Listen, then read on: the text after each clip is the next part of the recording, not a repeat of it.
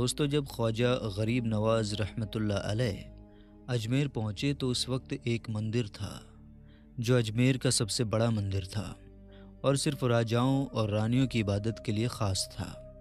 مندر کے ساتھ ہی ایک تالاب تھا جس کا نام انا ساگر تھا۔ ہندو اس تالاب کے پانی کو انتہائی پوتر یعنی بابرکت مانتے تھے۔ ان کا ماننا تھا کہ جو اس تالاب میں نہا لے گا اس کے گناہ جھڑ جاتے ہیں۔ کہتے ہیں اس مندر میں رات کو اتنے چراغ جلتے تھے کہ رات بھر 3.5 من تیل ان چراغوں میں استعمال ہوتے تھے۔ ارد گرد کے کئی دیہات مندر کے نام تھے، یعنی ان دیہات کی آمدن مندر پر خرچ ہوتی تھی۔ مندر میں ہزاروں لوگ رہتے تھے جن کا کام آنے والوں کی رہنمائی دیکھ بھال کرنا تھا کہ کون سا خدا بیٹے دیتا ہے، کون سا دیوتا صحت اور تندرستی کا مالک ہے، اور کس مورتی کی پوجا سے دولت مہربان ہوتی ہے۔ خواجہ غریب نواز رحمۃ اللہ علیہ اس مندر میں تشریف لے گئے اور انا ساگر سے کچھ دوری پر چٹائی بچھا کر اپنے مریدوں کے ساتھ بیٹھ گئے۔ عصر کا وقت ہونا ہی تھا، لہٰذا آپ رحمۃ اللہ علیہ نے حضرت قطب الدین بختیار کاکی رحمۃ اللہ علیہ سے اذان دینے کو کہا۔ کفر و شرک کے گڑھ اجمیر میں اللہ کی وحدانیت پر محمد مصطفیٰ صلی اللہ تعالیٰ علیہ وسلم کی رسالت کا یہ پہلا اعلان تھا۔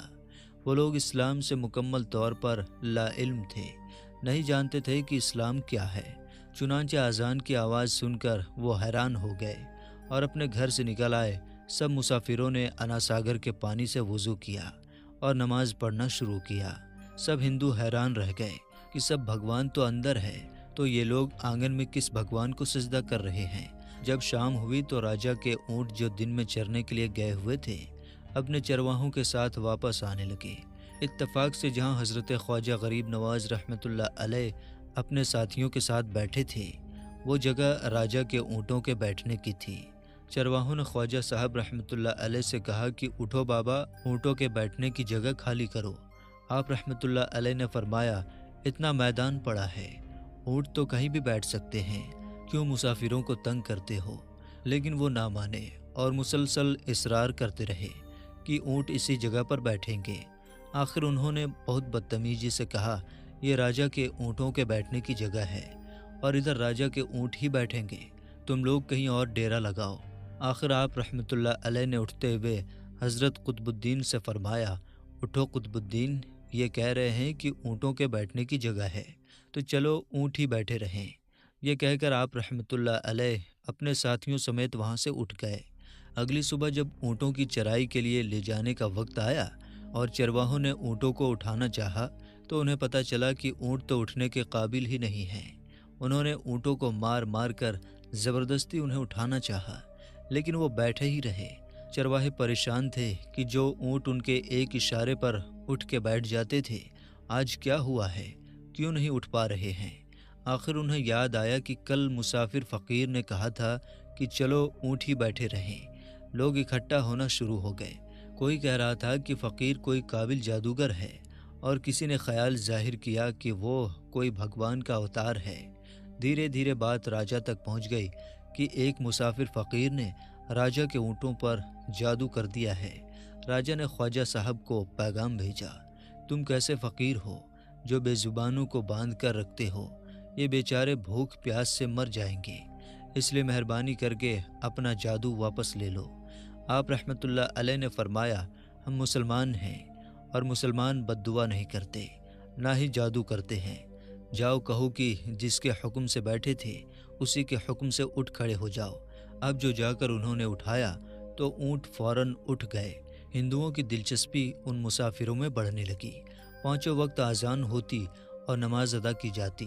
آخر راجہ تک یہ بات پہنچ گئی کہ کچھ فقیر آئے ہیں جو مسلمان ہیں، پانچوں وقت اذان دیتے ہیں اور ہمارے پوتر تالاب کو ہاتھ منہ دھو کر بھرشٹ کرتے ہیں، یعنی کہ ناپاک کر دیتے ہیں، اور تو اور ہمارے دھرم کے خلاف باتیں کرتے ہیں۔ کہتے ہیں کہ یہ مورتیاں پوجنے کے قابل نہیں ہیں، یہ تو محض پتھر ہے، اس لیے انہیں یہاں سے اٹھایا جانا چاہیے۔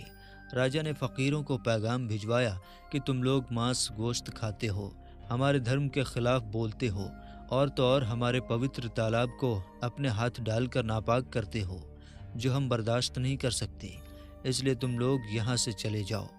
آپ رحمۃ اللہ علیہ نے فرمایا کہ اور بھی تو اتنی دنیا آتی ہے، ہمارے پانی لینے سے کون سی کمی آ جائے گی؟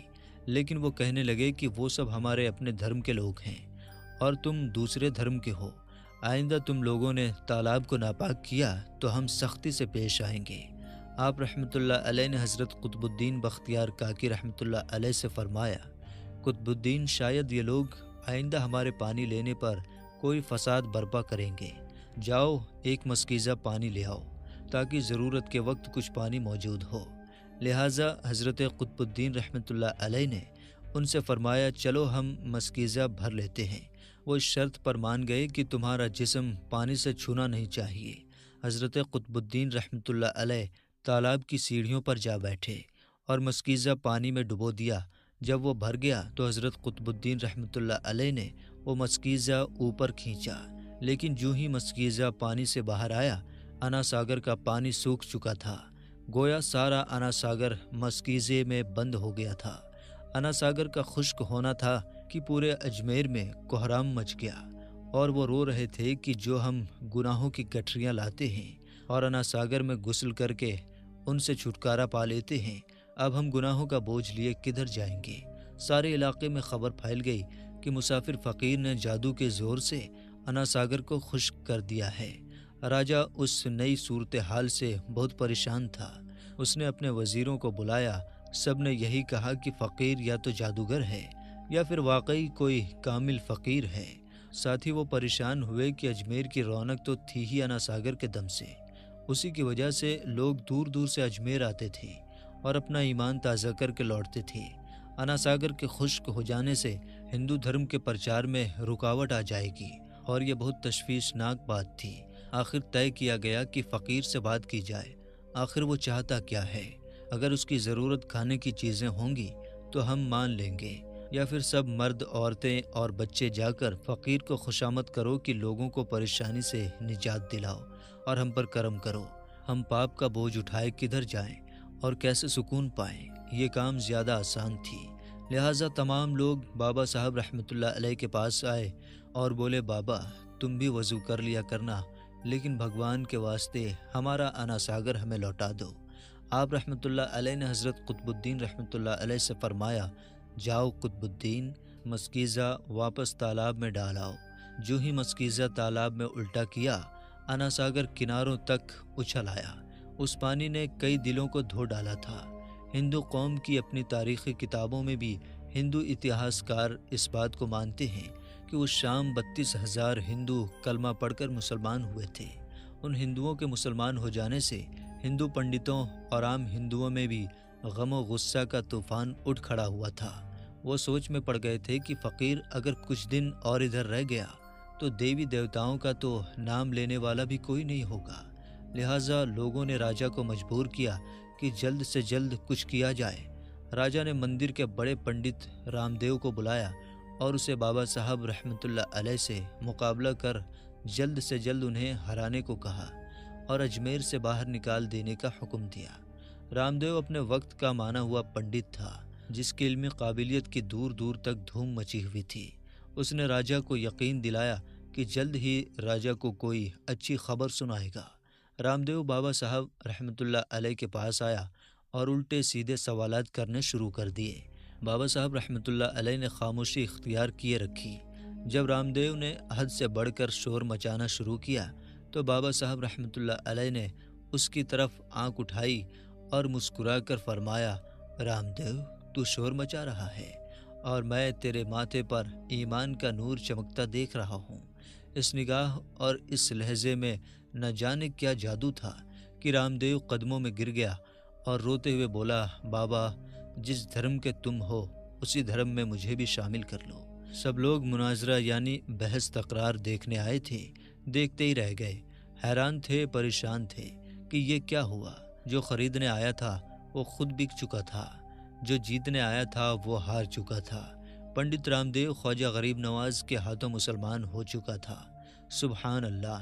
دوستو، یہ اللہ والوں کی شان ہوتی ہے، جب وہ اللہ کے ہو جاتے ہیں تو ساری دنیا ان کی ہو جاتی ہے۔ اللہ تعالیٰ سے دعا ہے کہ ہمیں ان بزرگوں کے نقش قدم پر چلنے کی توفیق عطا فرمائے، آمین ثم آمین۔